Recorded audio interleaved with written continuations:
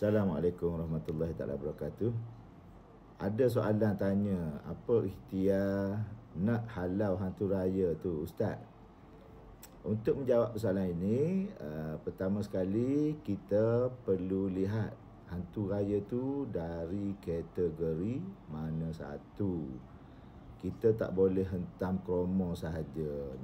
Jika ada kita tengok hantu raya, jadi kita terus rawat cara saka. Contohlah.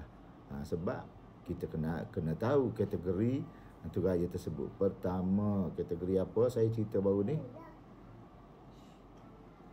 Pertama ialah kategori hantu raya liar. Yang kedua, kategori hantu raya belaan atau pusaka. Yang ketiga, hantu raya kategori pendamping ataupun khadam.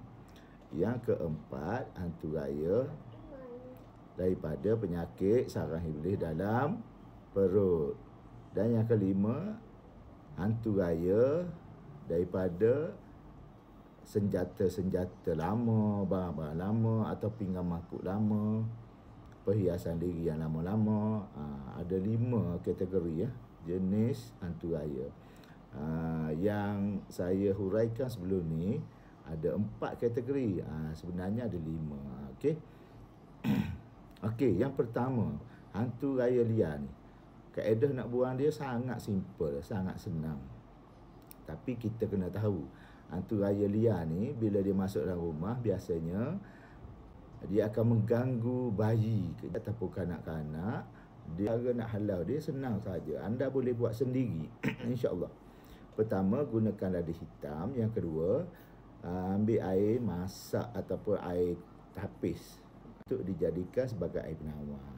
Cara dia macam mana? Pertama sekali, lada hitam dan air itu letak di tepi sejadah dan anda lakukan solat hajat 2 rakaat. Mintalah pada Allah, ya Allah, jauhkanlah iblis syaitan ni daripada rumahku. Hindarilah mereka agar tidak mengganggu keluargaku, insya-Allah. Jadi selepas solat, ambil lada hitam tu balik ke setiap penjuru. Ambil 4-5 biji ke, balik di setiap penjuru rumah, termasuk dalam bilik air, dalam bilik mandi, stor. Kemudian air penawar tu ambil, sapu pada muka baby ataupun muka kanak-kanak. Lagi bagus kalau boleh diminum, insya-Allah. Boleh air penawar tu boleh minum 1 pembik. Kategori hantu raya kedua iaitu hantu raya belaan atau pusaka. Kaedah nak halau dia, pertama sekali, jika tuan masih hidup dan sihat, perawat tak boleh nak buang benda tu. Sebab pertama sekali dia sudah sebati dalam darah daging. Keduanya, mereka ni kuat, kita tak padan nak lawan. Walaupun kita kuat, jika kita lawan, yang jadi masalahnya ialah pertaruhannya ialah nyawa. Cara yang kedua untuk buang benda ni ialah tuan badan tu sendiri kena insaf. Dia insaf dan dia ikhlas nak buang. Apa yang perlu dia lakukan ialah dia, keluarga kena bawa ke pantai, dan tuan badan kena berada di gigi air laut tu. Mandiri tu perlulah niat, minta doa pada Allah supaya Allah mencabut amalan-amalan dan kadam-kadam yang ada pada badannya, kerana lillahi ta'ala. Kena mohon pada Allah, kerana Allah lah yang maha mencabut. Sebab lepas doa macam tu, tuan badan kena melakukan ludah sebanyak 3 kali sebagai simbolian boleh balik. Dan bermula pada malam itu, dia kena lakukan solat taubat sebanyak 40 malam berturut-turut, tidak boleh miss. Kalau miss, kena start balik. Sebelum ini saya telah ada beberapa pengalaman.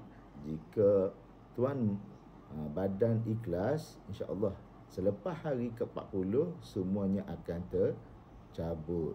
Ilmu dia pun cabut, Khodam tu pun cabut. Khodam cabut awal ilmu tu yang jadi suhati darah daging. Okey, itu yang kedua. Yang ketiga, cara nak cabut dia apabila sampai masa nazak kematian. Nazak kematian, mungkin orang yang ada belaan ni dia susah sikit nak mati dan memerlukan bantuan daripada perawat. Okey, perawat boleh pergi dan buat solat ajak, letak telur ataupun bawa air kelapa lah. Letak tepi sejadah tu, letak hantu raya dia kalah dengan air kelapa. Okey, jadi lepas solat ajak, tariklah iblis-iblis daripada badan dia tu dan masuk ke dalam kelapa tu dan tutup pasak dia dan buah kelapa tu pergi buanglah dekat sungai. InsyaAllah dia akan tercabut. Kategori hantu raya yang ketiga tu hantu raya pendamping. Kategori hantu raya pendamping ni, cara nak buang dia pun sama seperti kaedah hantu raya belaan tadi. Yang keempat, hantu raya dari penyakit sarang iblis dalam perut wanita. Yang ini dia kena umpan. Hantu raya ni kena umpan, dan umpan tu ada barang-barang dia. Jadi umpan ni untuk kita tarik hantu raya tu keluar daripada rumah dan kita pagar rumah tu. Seterusnya kita kena pagar isteri daripada dalam rumah tu. Ada kaedah dia untuk pagar tu. Okey. Itu cara nak rawat untuk yang keempat. Dan yang kelima ialah hantu raya sebagai khodam. Senjata ataupun barang perhiasan ataupun barang pinggan mangkuk. Cara paling senang kalau ada, pergi sungai, buang terus barang-barang tu. Settle. Okey, kita bertemu lagi di lain masa. Assalamualaikum warahmatullahi wabarakatuh.